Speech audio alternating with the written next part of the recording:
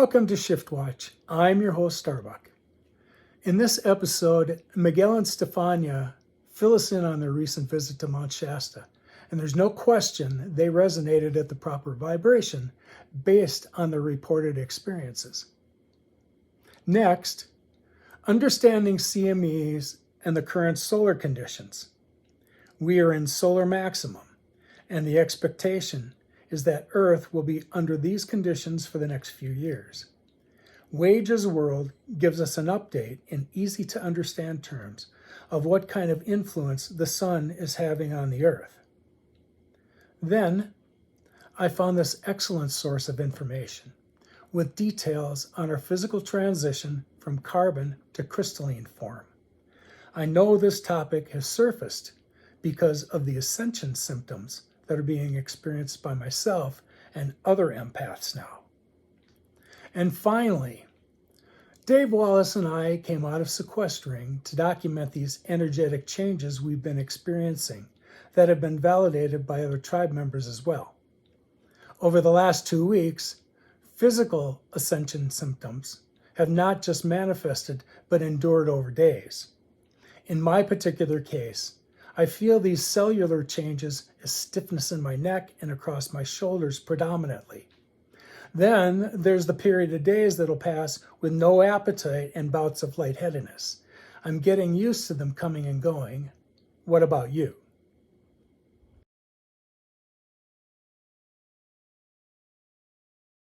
What happened since the last time we spoke and you visited Shasta?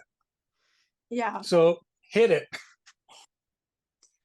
So yeah, we went to the portal and we spent like 2 hours. Yeah, it's a couple hours. Over there. The first day we tried to, according to our conversation and, from what we saw with you speaking with Ruben, and then we tried to figure out, what was the place that you're talking about, right? So, and then we went up, we went to different places, and we did our thing, we did what we do, we sat down, we meditated, and we did our, our fork, tuning fork, and some energy work, like really intuitive, like we just felt like whatever we felt like we did. But then that day, I asked, and then you told me more specifically, right, where to go, and then we went there, right? Yeah. And we spent a couple hours. Yes. Yeah, we found it, and it's amazing, isn't it? It's amazing. Yeah. It's amazing. And because like we're coming from the parking lot, right? So, and then we went on the trail, but then we passed it a little bit, but then we saw it, and we're like, is it there? But then we're like, should we go up here? But then we're like, no, let's keep going, and I had the map with me. So, and then we passed it for like 100 yards, I think, and then like 50 yards probably. And then we went around it, so we found our way up, but it was amazing. And then you can speak more because, we didn't go in, right? But they had a message. Yeah, it was really intense, and we spent like a couple hours over there, and then we were meditating, and when we were meditating, I started hearing voices, like a male and a female voices, and I was like, am I hearing something? And then I asked Miguel, and like, Miguel, like, are you hearing something? And he told me like, no, I'm not hearing anything. And I said, okay, let's keep going. Let's see what's going on. And then the first impression that I have was like, I was hearing the mountain and Shasta and Shastina. And then I was like, I was asking if they were talking to me, and then I heard something that I think maybe was not the mountain, was somebody inside, and they were talking to me through light language. So they were like they were speaking to me through light language, and I was like just receiving it, like just receiving what they were talking about. I don't know. But it was a really beautiful, sweet female voice first, and then after was a male voice, like really strong and como eu falo grossa, amor? Tipo, yeah, it was like a strong male voice, but they were really peaceful and sweet, you know. And then Miguel just walk, and then you were taking pictures, and then I was looking at Miguel, and then I saw like warm hole, like a light really close to him, like was I was like, am I seeing this? Yeah, at first, like I was so confused, and then I was like, no, I saw something.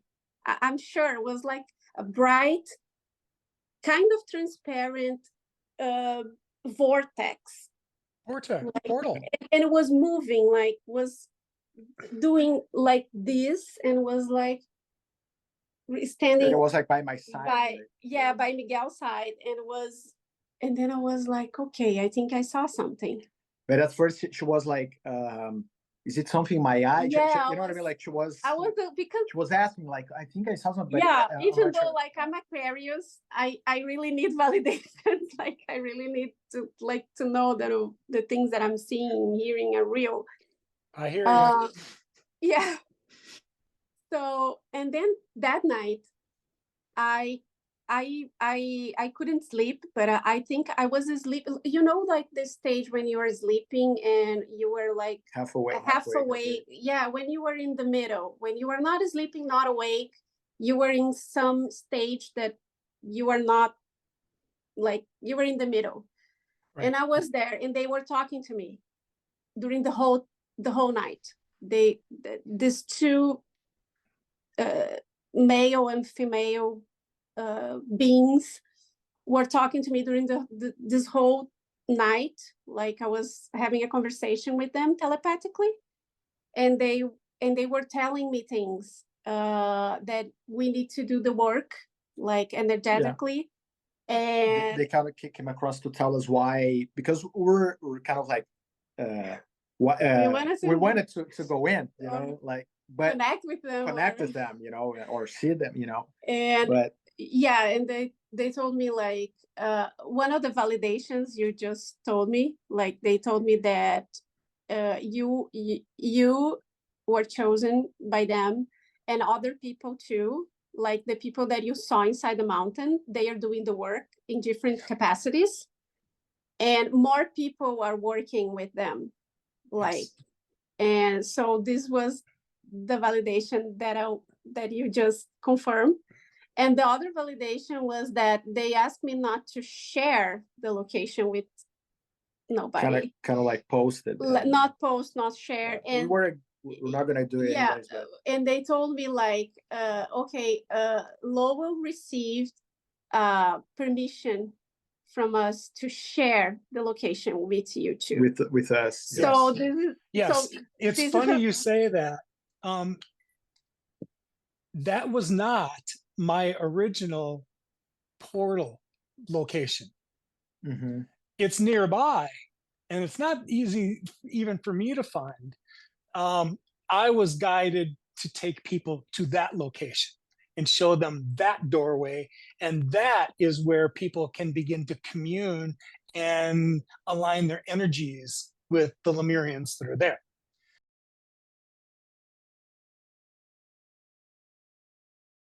I'm going to give you guys just a little bit of a rundown real quick, and then we'll dive a little deeper after I get you guys acclimated on what we're going to be doing here. Guys, we had a flare back here. Oh gosh, it's about a little longer than 24 hours ago. It was significant. I showed it to you guys yesterday. It was significant, but it was kind of on the backside, and that that did show an eruption, but it is going away from us. It's not going to do anything to us. But also, guys, I want to show you guys this. This is another eruption. This is from today. Actually, this one could be impacting us. And you can kind of see the other eruptions that's been happening too here. And we're going to watch a full day loop here in just a minute. But I wanted to show you guys that. And also this, check this out. Look at this sun. This is the most recent image of the sun that we can get from SDO. And as you can tell, guys, look, check out the sunspots. These things are big. These two right here, I think they're kind of communicating with each other too. We call that sympathetic sunspots. When that happens, we do see an uptick in activity. And they typically flare and have CMEs and all kinds of things at the same time, or very close to the same time. Now, as you're looking up here, what we got here, littler sunspots, but it's no less important to point these out because, guys, check it out, Earth scale. You can still fit Earth in that thing. And number one, the size of it isn't really the only thing we need to be paying attention to, okay? Yes, I know we can go with all kinds of innuendos there. We're not going down that road. But what I'm saying is that there's a lot of power in these little ones sometimes. And it matters what kind of complexity they got. Positive, negative, all those kinds of things piled on top of each other. So, yeah. Now, check this out. 1, 2, 3, 4. It's at least 5 Earths vertical. And so this is significant size. This is one of the bigger ones we've had this year. Now, are we going to see more of those? Yes, we probably will. They're just constant right now, guys. We are, if people are wondering if we're in Solar Max, I would say yes. I don't know if it's been official yet, but I would say yes. We're in Solar Max. We're probably going to be there for the next 2 or 3 years. So we're going to have to pay attention, and that's why we talk about what we talk about. But the aurora, right? Okay?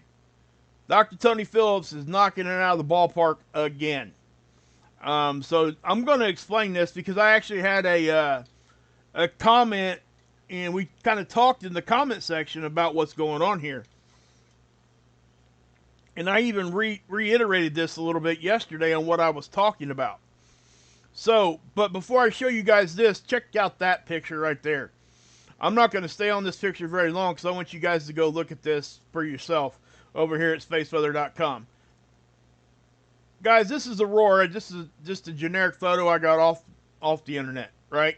And I'm going to come back to that in just a second. But I want you guys to check this out, okay? So this is one of the latest eruptions, and we're looking from this perspective. It's our perspective. There's the satellite, 1 million miles closer to the sun. So let's look at the whole day of eruptions here on the 20th. And you're going to see a boom, boom, boom, boom, boom, boom, boom, boom, boom. Okay, and we can go back and look at, that's the one that's probably got the best chance of coming our way as far as a glancing blow from a larger eruption, I would say. Now, we can go back to the previous day, and you're going to see some similar stuff here. And I showed you guys that one yesterday and that one, and they were both on the backside. Okay? So when I say the sun's erupting on all sides, I literally mean it's erupting on all sides. That's not a this, that, or the third, right? So that's what's happening. This is an actual occulter disk. It's there to block the main light of the sun. Without that, we don't get any imaging. We get overexposure. So when we see energy poking around that, we know it's either coming right at us or going off the back. We call that a halo eruption when that happens. And what we're seeing here are partial halos. And that's why I explained that fairly quickly there. So, that eruption, is it going to hit? Guys, I'm not sure about these. But I will say this. Let me show you. I'm going to take you guys to SDO. And you're going to see some eruptions here. This is the one that's in geosynchronistic orbit. It's from our point of view. And what we're looking at is extreme ultraviolet filter. Okay, it's the 131 angstrom of light. It's a wavelength of light. And so they're able to pick out a specific gas. So that's what we're looking at here. I'm not sure exactly what gas this is, but we're able to look at different gases by showing different angstroms of light. Every other light is gone off of this. The only one that you're seeing is the 131. If it ain't in the 131 spectrum, you're not seeing that. It's not there in this picture. Doesn't mean that there ain't something there. It just means that this is the visual that we're getting. And it helps us understand what's going on better. But even right there on the end, did you see that eruption? So what I'm going to do is I'm just going to kind of pause this. And we're going to run it through kind of slow like. Well, more controlled like, I should say. So, did you see that flash right there, right back there? That, okay? Where'd that come from? Right there. Okay? That was at close to the turn of the day on the 19th into the 20th. So, what is that? Well, we can come back here and look. See that? That's how we match things up, guys. That is that flare. So, with that being said, now we got to look to see if it produced a CME.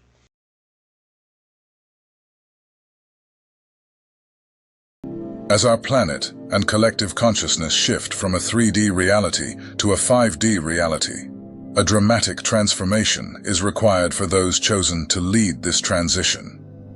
The process involves changing from a carbon-based body to a crystalline-based body. Our current three-dimensional bodies, suited to the density and vibrations of the 3D realm, can no longer support the high frequencies as the Earth's vibration intensifies. Chosen One, there is an abrupt change taking place within you, and you may not even be aware of it yet. Your traditionally carbon-based body is undergoing a transformation towards a crystalline structure. The crystalline body resonates at a higher vibration, aligning with 5D frequencies.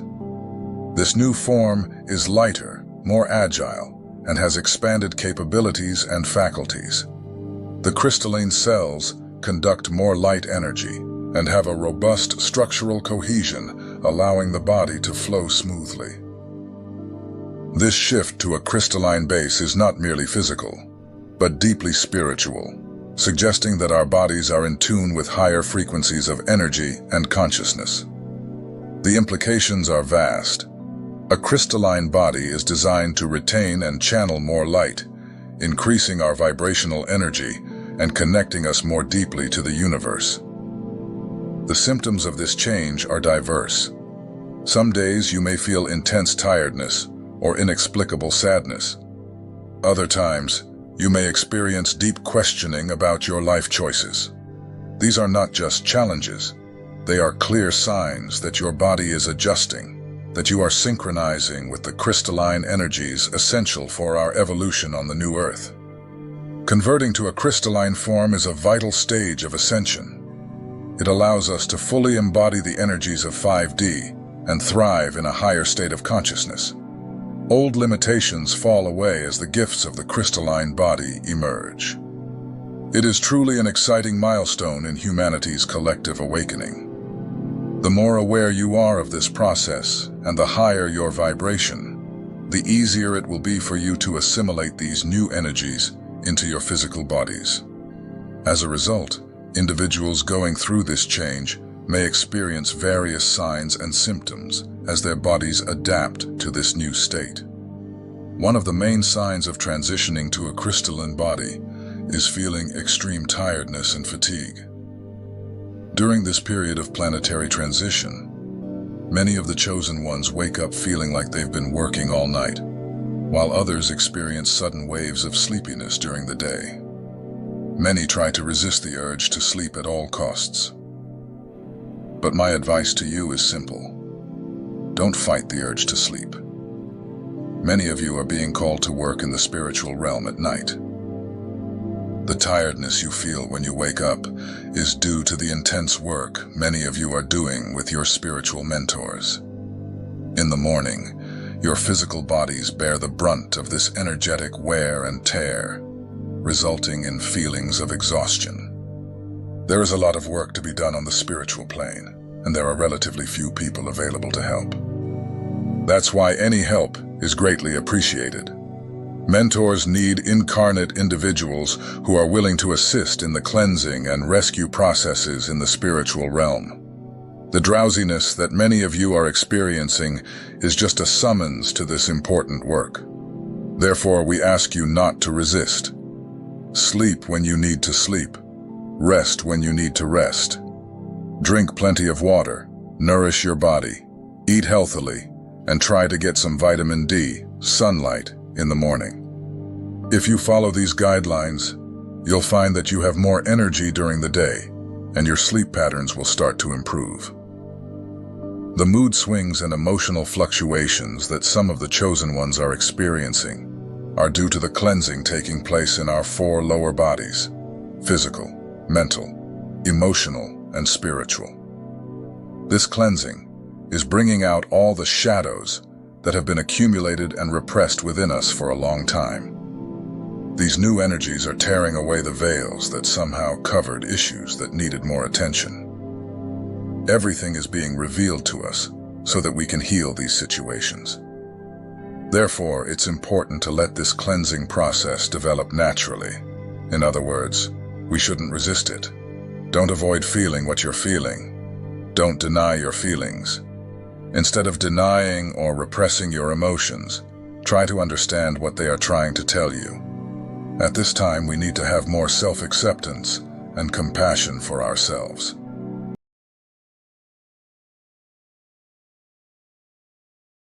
Yeah, well, it's good to see everybody. Hello from Dave Wallace land. Lowell in the green room was talking about the dominant topic that he's been working on and thinking about, which is of the relationship between your metaphysical self and your feelings in that direction, and how energy from the sun is directly involved with that. And what I'm thinking, is like, I understand. I'm thinking to be very cautious about not sticking with a broader audience and a broader subject and broader thinking. And I think that the impact that the sun is having on everybody is such a huge part of that broader or more broad sort of scope of everything we're experiencing. Last week, I put up a 2 or 3 minute chitty chat video, and it just said basically just all this bullshit energy that's out there too. Because remember that not all of the vibrations that are coming into our planet from the solar system or from Mr. Sun or Mrs. Sun are always that beneficial. I mean, there's a lot of stuff that just doesn't go with the human grain. And en masse as a species, I think that all of us behave according to the energy we're being exposed to. So I'm being very cautious not to try and allude to any specific version of whatever's occurring. That doesn't mean I don't feel it, because you guys know I'm a mass theoretician.